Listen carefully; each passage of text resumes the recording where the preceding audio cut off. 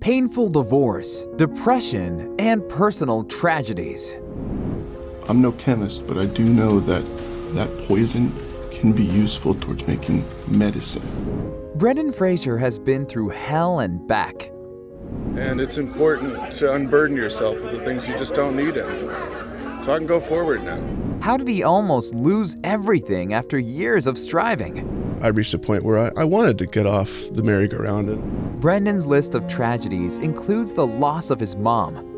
He also had a tough time raising his autistic son. I think it takes a good mother to make a boy into a man. And of course, fathers are integral, yes, but... His ex-wife accused him of not paying child support. On top of that, Brendan experienced his own MeToo moment. I feel good that I was inspired by others with courage, and I was able to speak what I needed to say. I'm hopeful that some good can come of this.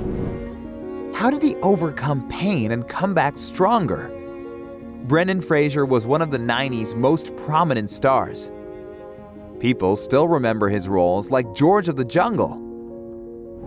There was a time where I often wondered, really, you can be pigeonholed or boxed as an actor and not really know what the public's perception is of you, or should you play to a certain strength. His career reached its peak after the success of The Mummy. At that moment, Brendan already had kids. I'd really be flattering myself because they're really great kids. I got lucky. Parenthood became the biggest joy of his life. I absolutely love it. It's the reason to do everything that I do. He decided to focus more on fatherhood than acting.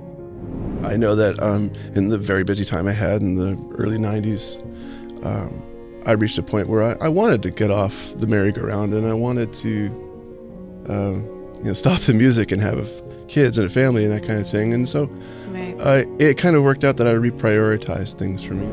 Fraser also revealed that his eldest son is autistic. Griffin's rated on the autism spectrum.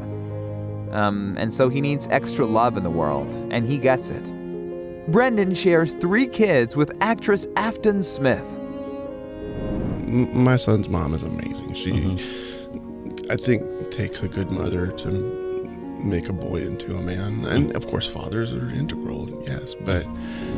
However, their marriage collapsed 13 years ago. Fraser was ordered to pay $900,000 in child support annually. By 2013, he couldn't afford to pay such a whopping sum. That's when Afton accused him of hiding his finances. It was a huge blow as Brendan's career was declining. It was a time when his old injuries took their toll on him. Brendan had surgeries on his knee, back, and vocal cords. On top of that, he lost his mother in 2016. I buried my mom. I think I was in mourning, and I didn't know what that meant. Brendan started feeling that he was getting old. All these experiences launched Brendan into depression. In 2018, the world found out about his biggest trauma. It's important to unburden yourself of the things you just don't need anymore. So I can go forward now. I feel good that I was inspired by others with courage, and I was able to speak what I needed to say. He accused Philip Burke of assaulting him in 2003. It took people far more courageous than I was ever considering attempting to be, who stood together, spoke their truth, and inspired me to do the same. Burke was president of the Hollywood Foreign Press Association. It's believed that it caused Fraser's career to decline. I became depressed. I was blaming myself, and I was miserable because I was saying, this is nothing. This guy reached around and he copped a feel. Brendan remembers this horrible moment to this day. I felt ill. I felt like a little kid. I felt like there was a ball in my throat. I thought I was going to cry. However, he stopped blaming his troubles on Burke. There's a time in anyone's career when the phone stops ringing, and I don't think that the HFPA really wielded that much power. This was not an executive. This was a former president of that organization, which is essentially journalists. Brendan managed to revive his career now, thanks to shows like Doom Patrol and The Affair.